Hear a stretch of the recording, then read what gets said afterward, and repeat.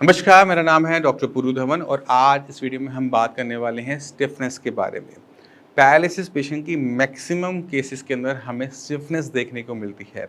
ये स्टिफनेस आपके हाथ को खुलने में, हाथ को चलने में, पैर को आगे बढ़ने में एक रेजिस्टेंस, एक बाधा की तरह वो होती है। अगर ये स्टिफनेस ही खत्म हो जाए तो पैरालिसिस पेशेंट की बॉडी में कम से कम 20 से 30% आराम हमें बहुत तेजी से देखने को मिल जाता है। अब ये जो स्टिफनेस है इसका ब्रेन से बहुत ज़्यादा लेना देना नहीं होता। जब ब्रेन से हमारी मसल्स में कमांड नहीं आ रही होती तो हमारी मसल्स एक डिफेंसिव पोजीशंस में रहना पसंद करती है और वह है बॉडी से अंदर की तरफ।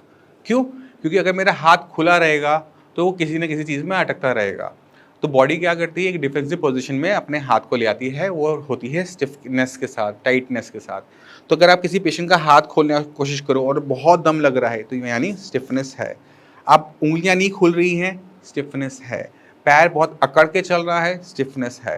तो इस स्टिफनेस को दूर कैसे किया जा सकता है, इसको हम डिस्कस करने वाले हैं इस वीडियो के अंदर। अब स्टिफनेस को दूर करने के दो तरीके होते हैं।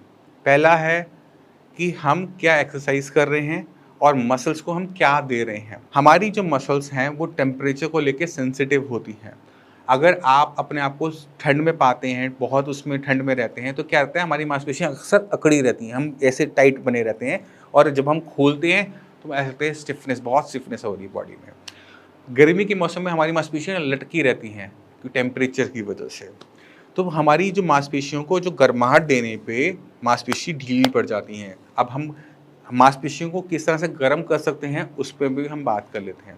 और इसका आसान तरीका ये होता है कि आप थोड़ा सा ऑयल लीजिए, और जितने भी पेशेंट साइंस इंजीनियरिंग के हैं उनको हम ऑलरेडी ऑयल देते हैं।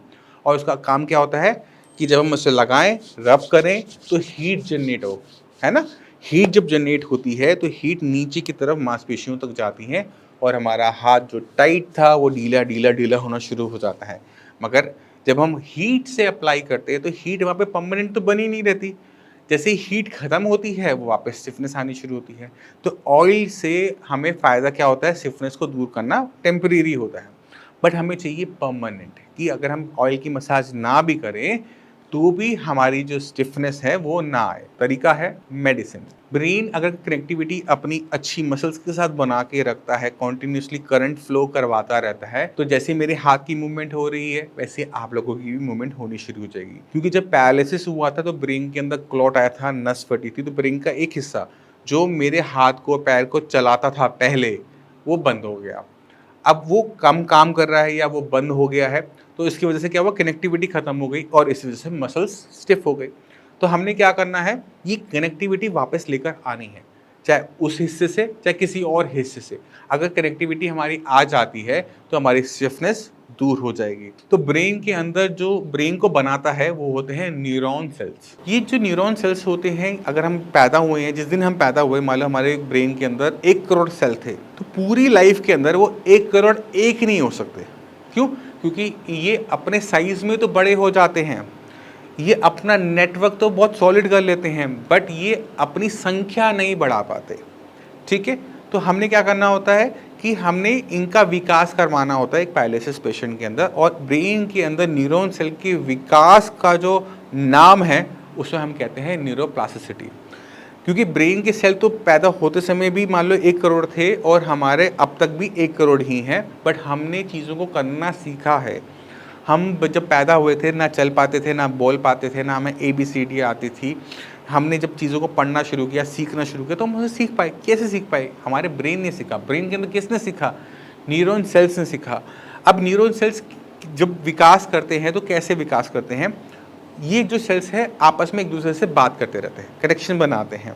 जैसे हम इंसान हैं, अगर हमारे मेरे कनेक्शन आप सभी के साथ है तो मैं सोशली वेल हूँ। जिन लोगों के कनेक्शंस अच्छे लोगों के साथ नहीं होते तो क्या होते हैं, वो पीछे रह जाते हैं। तो ब्रेन के साथ भी ऐसा ही है। न्यूरॉन सेल दूसरे सेल्स के साथ कनेक्शंस बनाता है और जितने अच्छे कनेक्शंस बने हमारा काम बनेगा। अब ब्रेन के अंदर जब नुकसान हुआ है तो इन कनेक्शंस को भी नुकसान हुआ है, तो अगर किसी तरह से हम कनेक्शंस की मात्रा को बढ़ा दें तो हमारे हाथ में दोबारा से पावर, पैर में दोबारा से पावर आनी शुरू हो जाती है। इसको देखिए आप इस पेशेंट के साथ, तो आपको थोड़ा और बेटर तरीके से समझ में आएगा। मोहन सिंह जी को लेफ्ट साइड का पैरालिसिस हुआ था 6 महीने पहले, और ये 1 महीना पहले हमारे पास साइंस इंजीनियरिंग के सेंटर में आए थे। तो मोहनजीत जी, आपको 1 महीने पहले क्या कंडीशन थी आपकी? ये हाथ मेरा बिल्कुल भी नहीं हिलता था, बिल्कुल भी था? नहीं। कैसा, बिल्कुल लटका हुआ था या थोड़ा बिल्कुल बहुत? ऐसे लमका हुआ था जैसे लाश होती है। आप उठाओ, ये दूसरा हाथ उठाओ। ये फर्क कितने टाइम में आया? ये फर्क वन मंथ में, 1 महीने के अंदर आपको आया। बाकी अपनी आपको बोलचाल में फर्क नजर आया कि बोलचाल में काफी फर्क है। पहले मतलब हकला के बोलता था बहुत ज्यादा, अब थोड़ी सी साफ हुई है। ठीक है, तो 1 महीने की दवाई से आप में इतना फर्क आ गया, तो कितना लगता है कि कितने % आपकी बॉडी के अंदर फर्क आ गया 1 महीने की दवाई? 1 महीने में 30 से 40% आ गया। 1 महीने के अंदर 40% तक आ गया, हाथ पूरा आपका उठने लग गया है, जान भी आ गई है हाथ में, जान भी आ गई है। तो कितना लगता है कितने टाइम में ठीक हो जाओगे? 2 से 3 महीने। ठीक है, तो इसकी शुरुआत कैसे हुई थी? पैरालिसिस कैसे पता लगा था पैरालिसिस हुआ? क्या किया था आपने? बीपी हाई हो गया था मेरा, अटैक हुआ मेरे को। मैंने बाथरूम में था, मैं नीचे गिर गया। मैंने खड़े होने की कोशिश करी, वो फर्स्ट टाइम था। बंदे को पता ही नहीं होता कि ऐसा भी कुछ होता है, पैरालाइज कोई चीज होती है। नॉर्मल आदमी को तो पता ही नहीं होगा। तो मेरे को पता ही नहीं चला, मेरा हाथ उठाऊं ये वाला लेफ्ट वाला तो उठता ही नहीं था। खड़े होने की कोशिश करूं, खड़ा नहीं हुआ जा रहा। फिर मैंने हिम्मत करके, सामने टूटियां लगी थी तीन, उनको पकड़ के उठने की कोशिश करी। वो मतलब फिसल गई, मैं दोबारा नीचे गिर गया। तो उसके बाद आपने कहीं इलाज करवाया था? इलाज मेरा चला था जी। कहाँ चला था? मेरा इलाज चला था पंजाब में। पंजाब में कितने टाइम चला?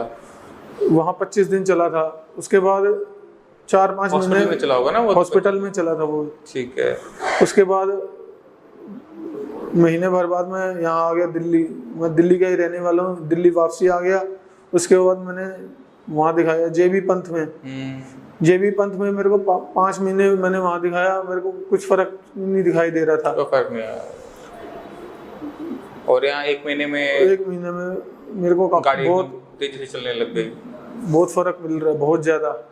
चलिए, अभी आपको क्या दिक्कत महसूस हो रही है 1 महीने के बाद? 1 महीने में हल्के सी जकड़न है बस पैर के यहाँ ऊपर। सिर्फ जकड़न है। चलने में आराम आया पहले से? ठीक चल लेते हो पहले से? चलने में काफी फर्क है, बस थोड़ी सी वो जकड़न कूल्हे में आपको जकड़न सी महसूस हो रही है। कोई बात नहीं, उसको इस महीने हम निकाल देंगे। बाकी जो मरीज होते हैं लकवे के, पैरालिसिस के लिए, उनको क्या कहना चाहोगे? एक बार ही जरूर आए साई संजीवनी में, डॉक्टर पुरु धवन जी से मिले। बिल्कुल आपको ऐसा ट्रीट करेंगे, बिल्कुल ओके हो जाओगे। आप भी 2-3 महीने में ओके हो जाओगे। चलिए मोहनजीत जी, आपने शायद परहेज किया थे इलाज के साथ साथ? हाँ जी, परहेज किया था कुछ खाने के? जो परहेज बताया था पूरा परहेज किया? खट्टे का पूरा परहेज रखना है। खट्टे में टमाटर भी नहीं खाना, आम, अचार, ऐसी चीजें कोई चीज नहीं खानी, और तली हुई चीज नहीं खानी। अगर एक मरीज सही तरीके से अपना खाने पीने में परहेज कर लेता है, जो एक्सरसाइज बताई जाती है उसे प्रॉपर करता है, और जो मेडिसिन दी जाती हैं आपको साई संजीवनी से, उसको स्ट्रिक्टली फॉलो करता है, स्ट्रिक्टली उसको लेता है, कोई मिस नहीं करता, उन पेशेंट के अंदर जो चेंजेस होते हैं वो ड्रास्टिक होते हैं। अब मोहनजीत सिंह ही एक ऐसा केस है जिनके अंदर 30-40% इम्प्रूवमेंट है 1 महीने के अंदर। ये बहुत बड़ा जंप होती है पैरालिसिस के ट्रीटमेंट के अंदर, क्योंकि दिक्कत आपके ब्रेन में आई होती है। ब्रेन एक ऐसा ऑर्गन है जिसको ठीक कर पाना, जिसके अंदर मेडिसिन पहुंचा पाना मुश्किल काम होता है। क्योंकि अभी आपको मोहनजीत सिंह ने बताया कि इन्होंने ट्रीटमेंट लिया, जीबी पंथ का भी ट्रीटमेंट लिया और 5 महीने लिया, एक्सरसाइज भी की, बट कोई चेंजेस नहीं थे। मगर वहीं पर साई संजीवनी के ट्रीटमेंट से, 1 महीने के ट्रीटमेंट से, उसी के 1 महीने के ट्रीटमेंट के अंदर एक्सरसाइज प्रॉपर करने से इनके अंदर इतने ड्रास्टिक चेंजेस आपको देखने को मिल जाते हैं कि जो हाथ पहले बिल्कुल डेड था, उठता नहीं था, बिल्कुल मूवमेंट नहीं थी, उसमें सडनली इतनी अच्छी मूवमेंट है कि ये ऐसे ऊपर ले जा पाते हैं, एक तरीके से काम कर पाते हैं।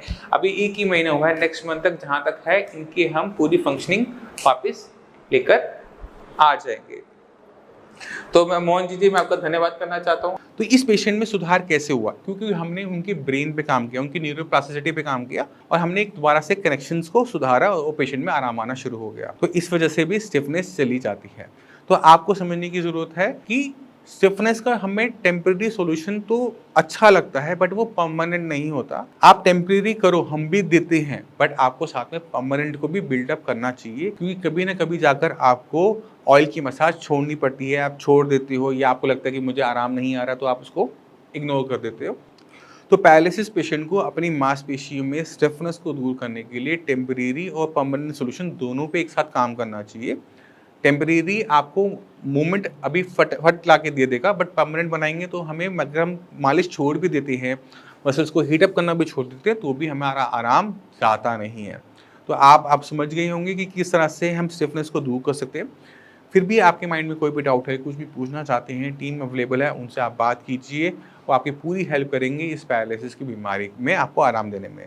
और मैं हमेशा कहता हूँ कि अगर पैरालिसिस पेशेंट आप हैं तो साइंस इंजीनियरिंग का आपने सिर्फ 1 महीना देना है। अगर आपको 1 महीने में आराम ना दिखे ना, दूसरे महीने मेडिसिन लेने की, ट्रीटमेंट लेने की कोई ज़रूरत नहीं है, क्योंकि 90% केसेस के अंदर पहले महीने में ही इंप्रूवमेंट दिखनी शुरू हो जाती है। पेशेंट ठीक नहीं होता, बट मैं 1 महीने पहले ऐसा था, 1 महीने बाद मैं ऐसा हो गया, ये दिखना शुरू हो जाता है। इसी के साथ मैं आपसे भी चलने की आगे चाहूँगा। मिलते हैं अगली वीडियो में, तब तक के लिए